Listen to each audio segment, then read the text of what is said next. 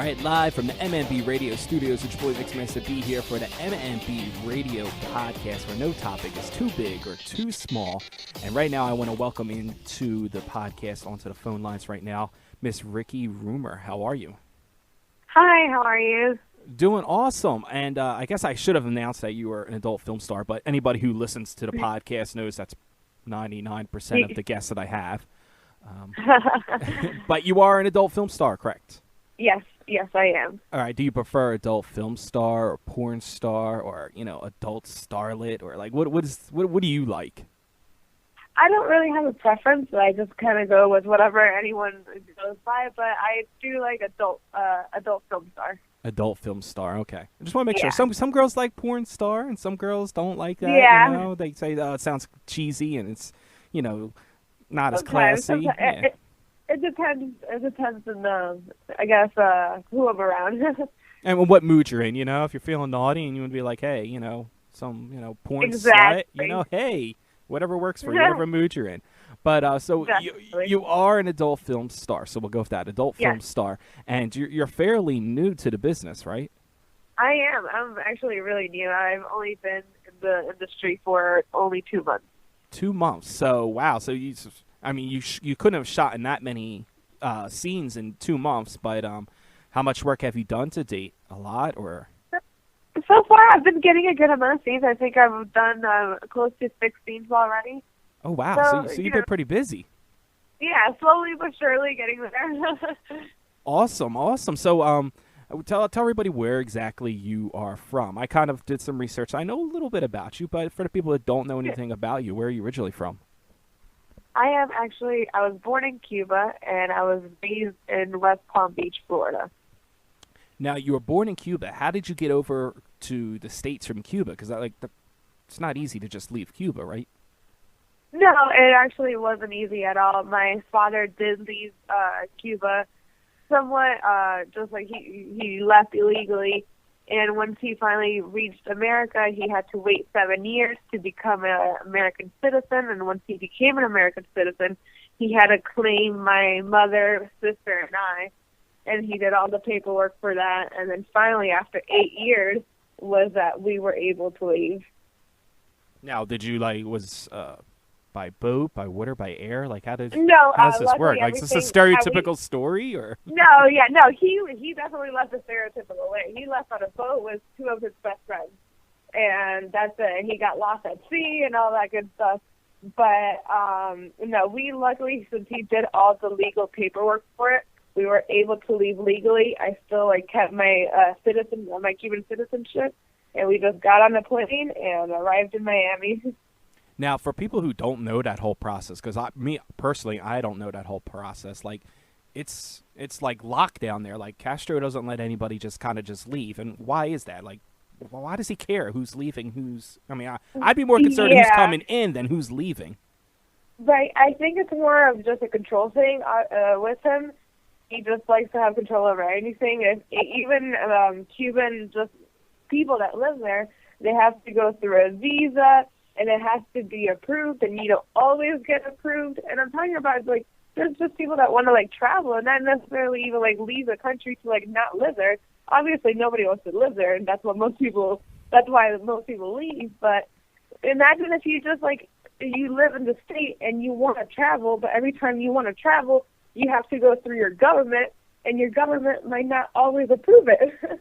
And it's ridiculous because it's almost kind of it's kind of like our government here, except they just don't really approve much of anything. They just kind of not even paying attention to what the hell we're doing. You know what I mean? Right. Yeah. So it's almost complete opposites.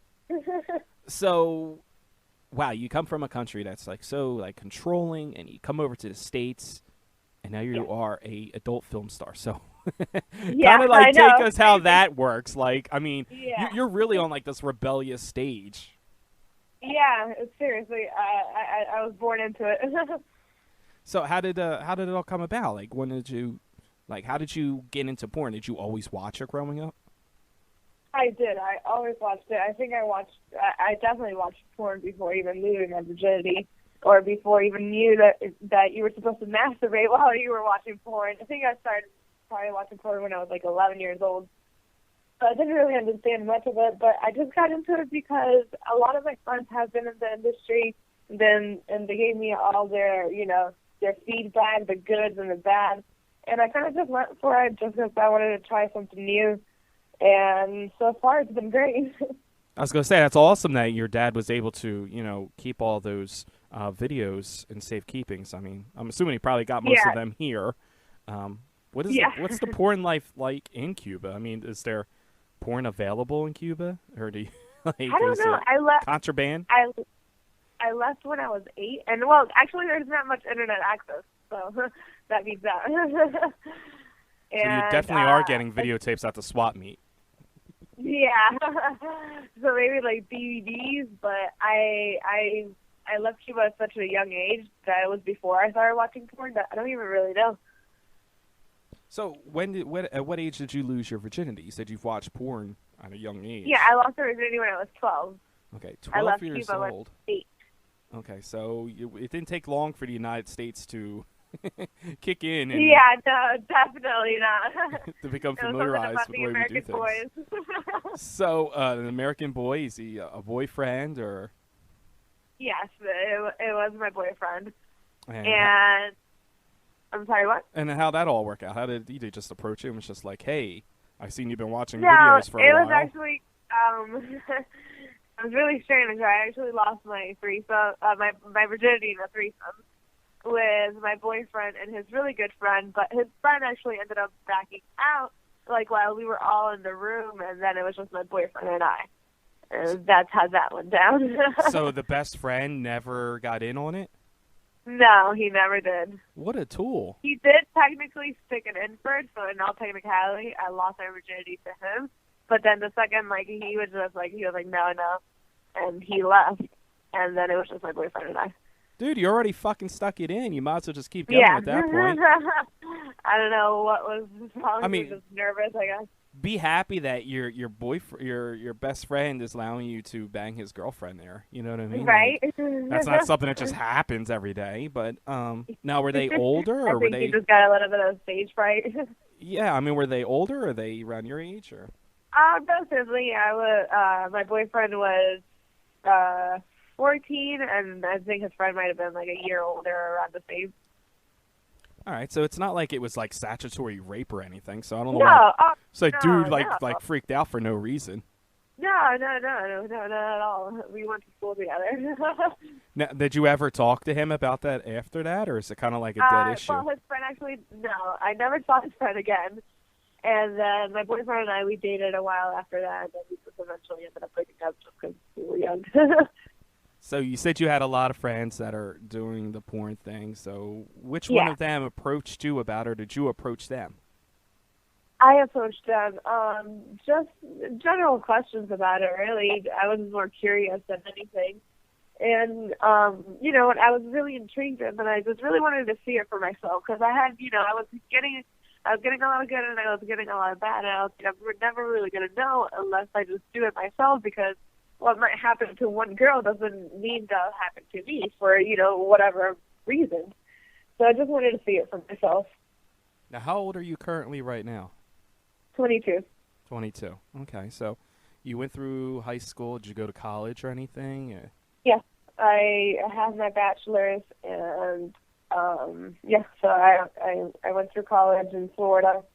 I did a couple semesters in Boston, and that's it. And then I got my bachelor's in accounting.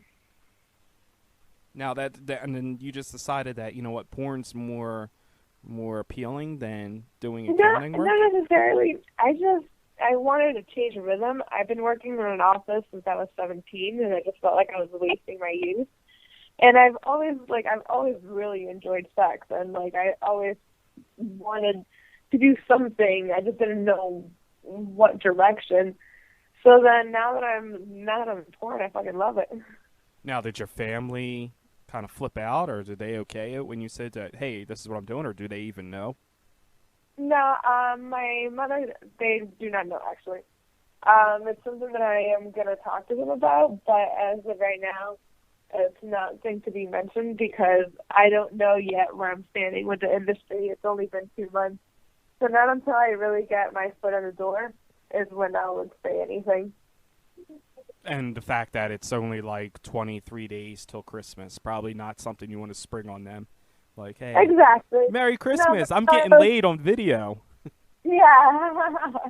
No, regardless, my mother and I, we have a really great relationship, and I know she would still support me regardless of what I decide to do. She might not approve of it, but she would support me. Now, have you been nervous that any friends or anybody would just kind of surf across it on the internet and kind of tip your parents off before you get a chance?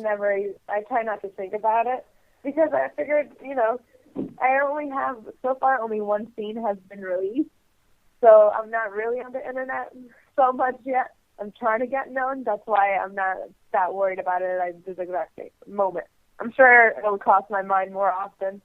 Oh, well, you're on MMB radio now, so just believe it. You're going to be over the fucking internet. That's what I do. I expose people on the internet. Although that sounds kind of creepy. That's fine.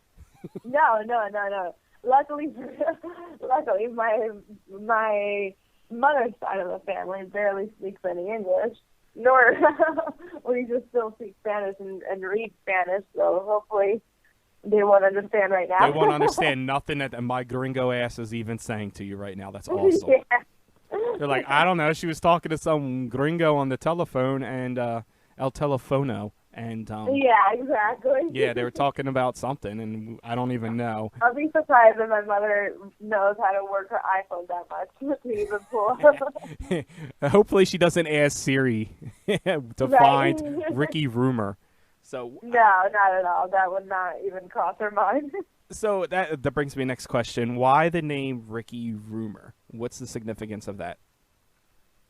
No, not really. I wanted to go for a boy. I like boy names on girls.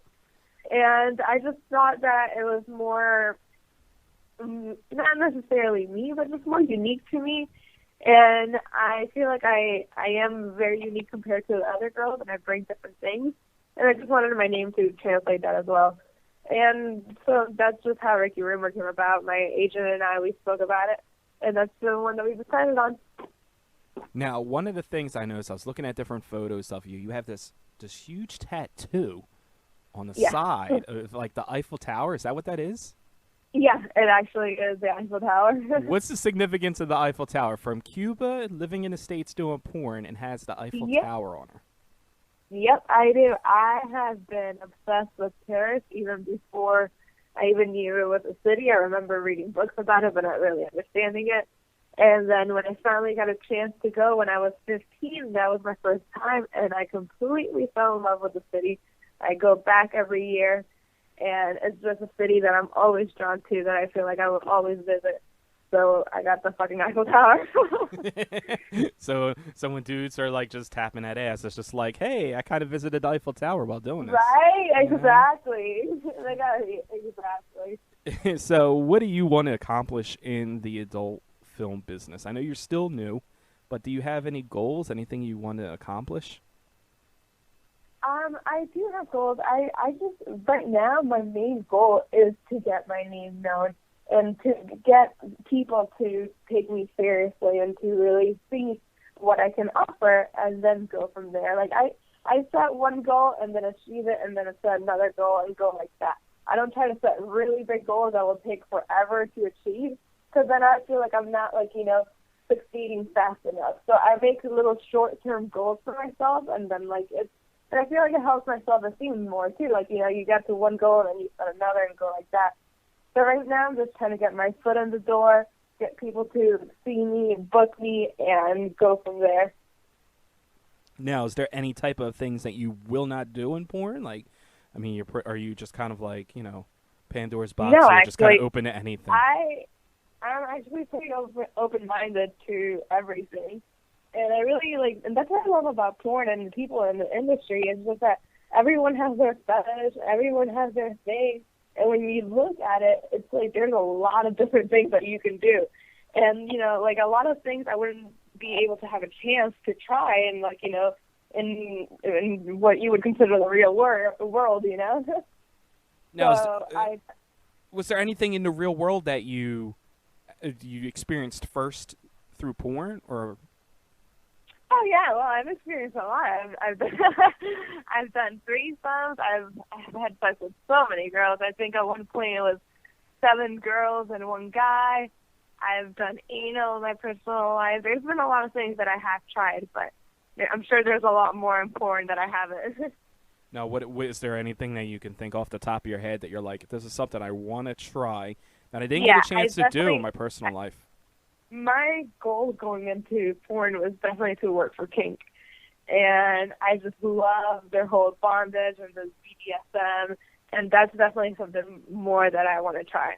So you like and the freaky shit. I've never, yeah, I do. And I've never, like, really had a chance to, like, explore it that deeply. So it's something that I'm definitely interested in. That's like some 50 grades of Shay shit right there. Like, yeah. You but a lot more. Yeah, you can't get dudes to just open up to that kind of stuff, you know? Like, no, not at all. And you really need to, like, the proper place and the proper, like, equipment. Yeah, you need a lot of sanitation, you know what I mean? Yeah, it's honestly a lot. So that's why I'm really excited that I'm in this industry that's going to let me expand my, like, sexual horizon so much. Well, I could tell that you're like a horny girl, that you're just like willing to try freaky things. Yeah, basically. Which is awesome, which is only going to help you in the business. Right? Now, is there anybody that you wanted to work with? Like, do you have any, growing up when you were watching stuff, were you a fan of any certain talent, whether it be a guy or a girl? I actually was. So funny that you say that. It was probably, like, you know, like, while I, not in the early stages, but it was just the first male talent that I remember specifically, like, searching for. Somewhat, like, you know, probably, like, in my teens. And it's definitely Johnny Sins. So I would definitely love to work for him, or with him. Say you have to send him out a tweet and just kind of make that happen. Right? Ask him, you know, my approach would be is like, hey. I love her both. I would love to do a threesome with both of them. I was going to say, be like, hey, have you guys ever visited Paris? You know? Like, right? Oh my God, that would be so that would be perfect. my cheesy pickup line, you know what I mean? That's if I was a good fantasy right there. You just gave me such a good wet dream. you know, that's what I do. You know, I do that through my podcast. Now, if I could somehow equivalate that to doing that in real life and making girls have wet dreams, then I might be succeeding at something. But right now, I'm kind of conquering the podcast level first before moving on to that, which would be a hell of a lot better than me. You know, I don't have any tattoos of any monuments on me. I don't know really what I would get. You know, maybe like the Lincoln Memorial or something. You know, I don't know. But yeah, it was definitely just because I love that city, so I figured why not have it on your fucking ribs. Now, what kind of positions do you enjoy doing? Like, what is your favorite? Are you a stereotypical doggy style type girl? I do love doggy, but I love reverse cowgirl, and probably what else? I honestly just really like reverse cowgirl, doggy, and that's probably been my 2 favorites. Now, do you have... you get the timing. And then standing is also great. Now, do you have, like, a secret method to doing it? Like, are you really good at, you know, giving head? Are you really good at riding? Like, what do you think that people, you know, down the line will say, you know what, this is what Rikki was really good at. She's known for this. Well, you know, I don't want to toot my own horn, but... But you can. But I have gotten compliments on my blowjob skills many times. Now, what do you do differently? Like, do you do anything there, or do you try to do something? Like, do you think about it, or do you just kind of just stick it in there? I just fucking go with it, and like I just like I enjoy sucking dick. So like it's like almost like I want to make you come. Like my fetish is that I get off on what you get off. So I'll do whatever you need me to do to get you off. So if that means sucking your dick really good and fucking twisting the top, fucking deep throwing, licking your balls, and whatever, I'll fucking do it until you fucking come. Well, I tell you what, after this podcast, if all these guy fans out there, like you just gained a whole bunch of guy fans out there, because usually it's the woman saying, I want a guy that's going to please me, that's going to do everything for me. But I get off from you getting off. If you don't get off, that like ruins the fun for me. You know what? There's a lot of lazy motherfuckers out there right now that are just like thrilled that you're willing to do all the work. well. I like to do a lot of the work. The But majority you of put the stuff work. in. Okay, we'll agree on Excuse that. me? Well, the majority of the work. We'll agree on that. Yeah, definitely. Now, what's a normal day in life for you? Like when you get up in the morning and you go to do a shoot, like kind of take us through the whole process of that. When I have to do a shoot, it's actually pretty hectic. I start the day before. You pack. You make sure you get your hair done, your nails. You shave. Everything's nice and where it should be. And then you get a good night's sleep. You don't eat much. And then in the morning, you still don't eat much. And you go to scene and you have the best scene that you can possibly try to have. And just have a really good attitude about everything.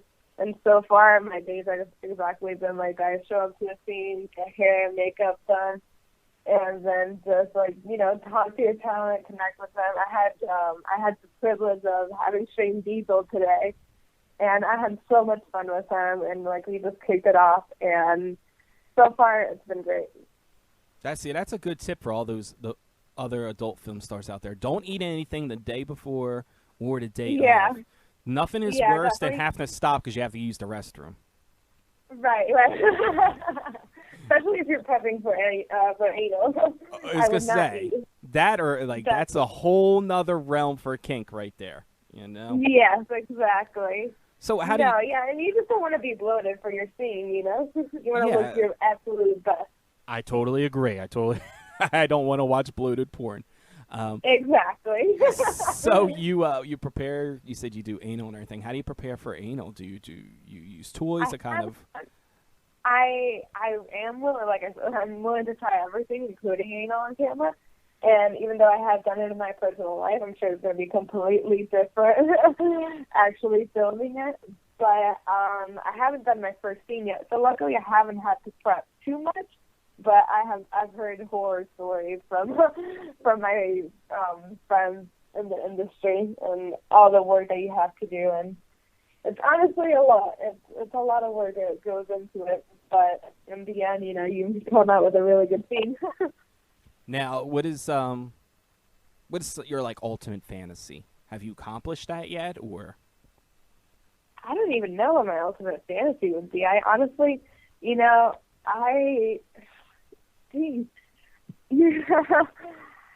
ask the hard questions here on MMB Radio. You did. You really stumbled me because there's so many things I want to try. I've never even been with more than one guy at a time. So I feel like at first I want to start taking baby steps and just exploring different things. And, if I want to, I would definitely try, a boy-girl. Or even, as I would go up the levels and stuff and include more guys. But that's definitely something I would be willing to try, and that would definitely be part of my fantasy. Now, how many guys is too many? Is there a limit? I don't know. I haven't tried too many. So far, I've only had one, and I can tell you right now that's not enough. That's not enough. Okay. No. So all these film companies that are listening, one is not enough. Yeah.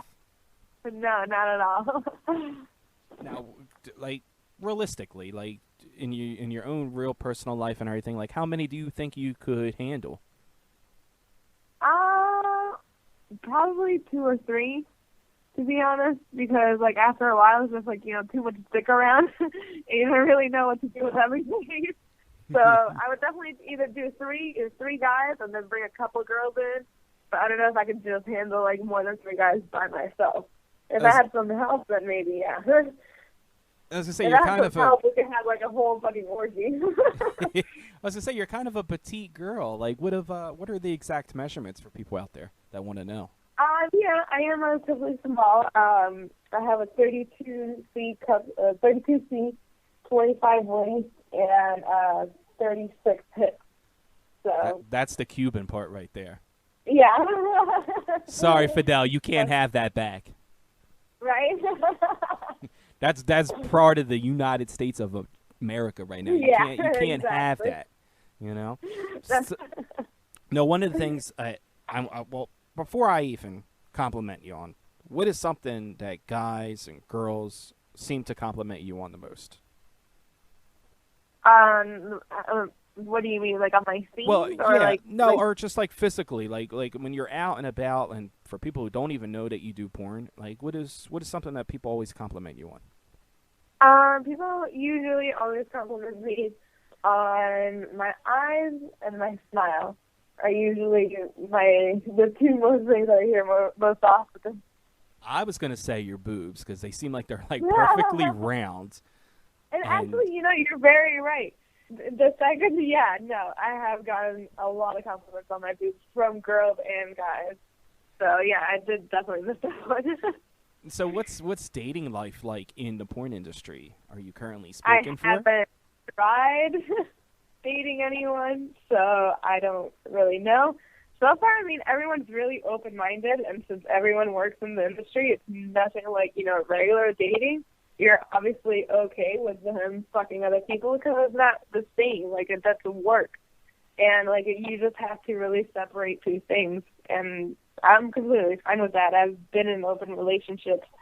So I'm looking forward to it, but not in a rush. So you're currently single then? Yes, I am. Okay. Now, are you open to dating women, or are you just strictly guys? Or I know you said you've been with girls. Like, do you consider yourself bisexual or just sexually? I've never dated another girl, but if the chemistry's there and like we're both and we both really like each other and like we're more than just friends, I wouldn't just turn it down just because I've never tried it, obviously. So I'd definitely try it, and then if it's something that I realize that doesn't work for me, then it doesn't work for me, and I'll go back to guys. And you are like currently available on the internet, right? Due to the whole social media thing, so people can find you at online. Yes. So far I'm available on Twitter. It's with Rikki Rumor. Okay, and it's Rikki Rumor. And yeah. What do you? Where do you see yourself in the next 5 years? What do you plan on in doing? the next one? Hopefully, I really still want to be around, even though 5 years seems like a long time to some people in the porn industry. But hopefully, I do stick around, and I do make a name for myself, and I make what I envision it to be, which would be like an established career, and I just want an established life. I don't want anything crazy, just a good home to live with good friends, and a good job that I fucking love. And that's exactly what porn gives me. Now, do you have any kind of like celebrity crushes? Oh, a shitload, yeah. A shitload. Okay. I don't know who doesn't. Well, who's some people, celebrities. guy or girl, that comes off the top of your head that you would be like, damn, I would love to do a scene with him or her? Gerard Butler. You see, my thing is I like guys with accents. So I like all the European men, Leonardo, even though he's American, Leonardo DiCaprio. Is this late? And for girls, I like Olivia Wilde. That's the only girl's name. Trying to think of other celebrities, but none are coming to my head right now. So the Jersey Philly accent's not really doing much for you, but yeah, I'm sorry. Yeah, it's okay. accents. It's okay. I understand. I like accents. I get I it. never said not just European accents. Obviously, there's different states that have different accents. That's something I love. I don't have Leonardo DiCaprio money, so believe me, that shit is not happening. You know, but like, what kind of guys are you attracted to? Like, are you attracted to white guys, Spanish guys, or just guys with an accent? So far, I've only have had experience with either just your typical like white American boy, blonde hair, blue eyes kind of thing, or like either like brown hair, just like your typical American boy. And then I've had one Spanish boyfriend, and he was just he was Cuban. He was 6'3", big built, brown hair. He actually had green eyes, and that was that. See, because anytime you say a Cuban guy, the only two images that come into my mind are you're either Fidel Castro or you're Pitbull. Like I can't find like a happy medium, No, I definitely found the happy medium. So because a lot of Cubans have come from a descent from Spain, so they kind of look like more like imagine like if you would mix with like a really hot like Central American men, like like I don't know, Antonio Banderas or whatever, and then you mix it with like a white European guy, and that's what you kind of get. I'm glad you broke that down because that's not something that goes through my mind every day while I'm laying in bed. Yeah. What if I could find a really Right? hot Yeah. No, definitely. South American guy and Yeah. a North American guy, and they mixed, and then that's if I'm thinking along those lines, then there's no point of me even doing this fucking interview. You know what I mean? I'm interviewing the no. wrong person then. Definitely. Well, just think about it. When you try to mix girls of different places. See, now I could do that. Now that's Yeah, easier for me to. can That's you do easier for me that? to do. You believe me? I do that shit, and I don't even realize I'm doing Cuban it. Here. Hey, I'm Cuban, and my grandparents are from Spain, and look how I turned out.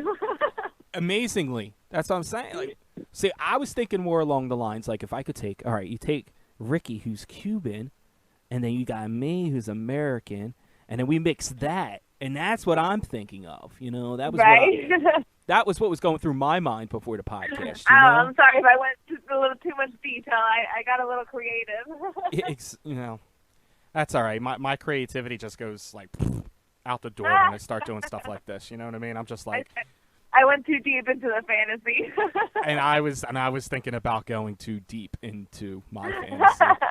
So now what does a guy have to do to attract you rather than or is it just solely looks, or like what does a guy have to do to impress you? Does he have to have a sense of humor? Do you like the romantic guy? Like no, I definitely don't go just for the looks. The looks is it is important, but it's not the only thing. I've dated guys that some people would consider below average or just average, and I've dated really hot guys to some people's standards. But that's just depending on that person's, what they like and what they don't like. I love a funny guy. Funny guys always win. But funny guy, and then, a little bit romantic, but at the same time, I like a macho man that doesn't let me get away with shit, that kind of puts me in my place when I have to be. So, like, a little bit, I like them a little rough and then sensitive when they have to be. Well, I try to play the funny card because Good. God knows I'm not gonna. The other cards in the deck are all shuffled and scrambled up, so I just go with that one card and I stick with it. Anything that you wanted the fans to know about you, or anything like you wanted to say to the fans before we finish up the interview? Like, this is your time. This is like on a political debate. The floor is yours. What would you like to tell the people?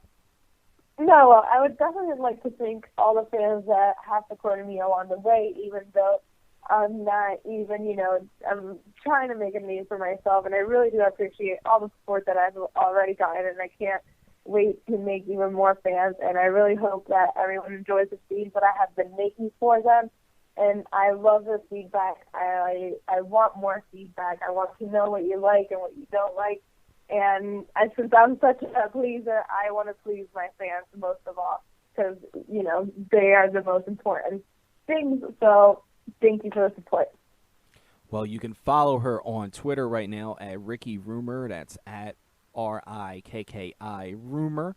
And we appreciate you coming on and talking to us a little bit and opening up your personality to us. And I've never experienced a Cuban woman before, so I am going to put you at the top of my list now. So I'm glad I took your little Cuban girl virginity. Yes, please be my little Cuban girl. That's gonna be your little. I'm gonna save you on my phone as little Cuban girl. Please do. Until the feds take my phone and right. they're like, who's this little Cuban girl? We're not allowed to be. I promise I'm not associated with Fidel. Yeah, we're not allowed to be communicating with them. Like, right. Look, dude. Every now and then I supply her with some swimmies and a raft. You know what I mean?